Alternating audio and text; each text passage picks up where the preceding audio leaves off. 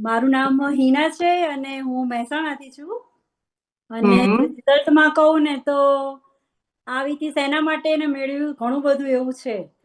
ઓહ. મતલબ આવી હતી હું સ્કિનમાં થોડા ઇશ્યુ હતા એના લીધે, પણ અહીંયા આવીને વેટ લોસ બી કર્યું અને કહેવાય ને કે એનર્જી ફૂલ ડે એનર્જી કેવી રીતના રહે બોડીમાં એ મને અહીંયા મળ્યું. ઓકે હિનાબેન, 12 kg વેટ લોસ કર્યા પછી હાઉ યુ ફીલ, મતલબ શું ફીલ કરી રહ્યા છો તમે? સુપર. કહેવાય ને કે એક્સેલ માંથી એલ ને એલ માંથી મીડિયમ ને મીડિયમ માંથી સ્મોલ પણ આવી જાય છે અત્યારે તો. સ્મોલ બી આવી જાય છે? વાવ, અમેઝિંગ અમેઝિંગ, અને અનબિલિવેબલ. સાઈઝ તો મતલબ માઇનસમાં ગઈ છું, હમ. પણ કહેવાય ને કે ફેટ લોસ બી સરસ કરે છે. તો 32 નું જીન્સ પહેરતી હતી તો 28 નું પહેરું છું.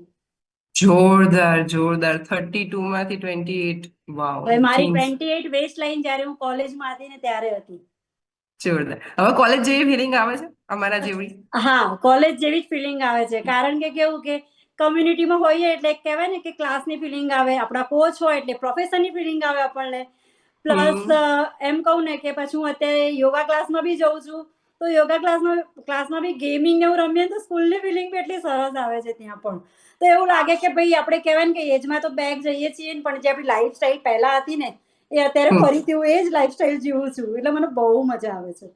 કારણ કે હમ. કહેવાય ને કે એજિંગ મારું થોડું એન્ટી એજિંગમાં કેવું હતું કે મને પિગમેન્ટેશન ને એવું થોડા અર્લિયર મને દેખાતા હતા.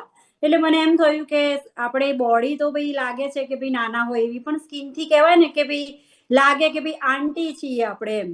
એટલે મારે હમ. સ્કિનમાં ઇમ્પ્રુવમેન્ટ કરવું હતું ને, એટલે પછી મેં કમ્યુનિટી જોઈન કરી અને સ્કિનમાંથી ઇમ્પ્રુવમેન્ટ થયું જ છે.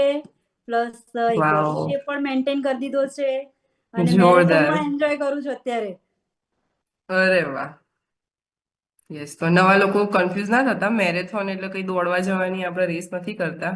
આપણા મસ્ત એવું કોમ્યુનિટીનો એક પાર્ટ છે મેરેથોન. એડમિશન થશે ને એટલે તમે બી સમજી જશો, હા ને? તો યસ. વેટ એન્ડ વોચ ત્યાં સુધી.